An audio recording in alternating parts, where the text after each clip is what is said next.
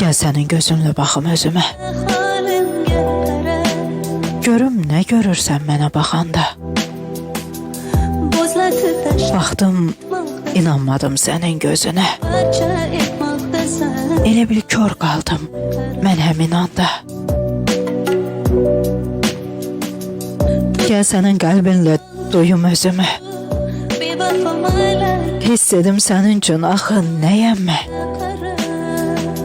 Sənin ürəyinlə duyum özümü. Kin dolu qəlbində bir heç nəyəm mən. Gel, gel sənin əlinlə tutum əlimi. Görüm nə hiss edir ruhum mənimlə. İlahi, İlahi bu soyuq əllər mənimmi? Bəs necə isindin hərarətimlə. De necə baxmısan yalan gözlərlə. Yol açdın qəlbimə yalan sözlərlə. Əlim buz bağlayıb, şaxta, qar kimi. Arsızca yalandan güldün özümə. Sanırdım sevgimlə bir taxt qurmuşam. Sevgilər şahının tacı olmuşam.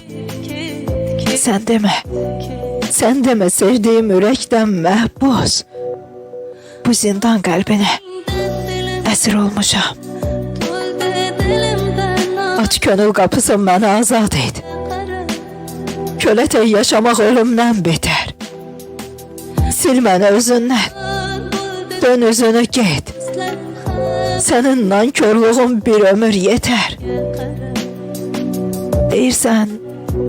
Deyirsən sevmədən insan mı yaşar? Mənli duyğuların çətin yadlaşar. Mən elə ataram sevginlə səni. Mən elə yaşaram. Fələyin çaşar.